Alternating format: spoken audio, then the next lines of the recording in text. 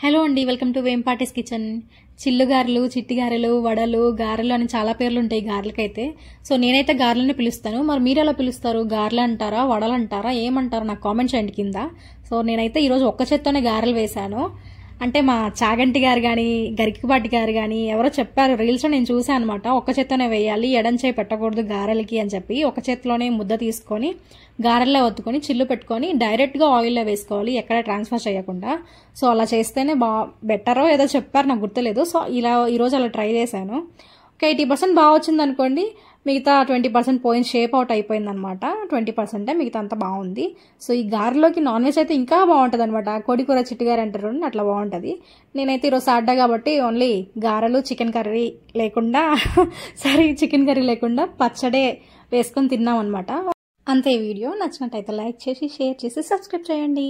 ఉంటా, బాయ్.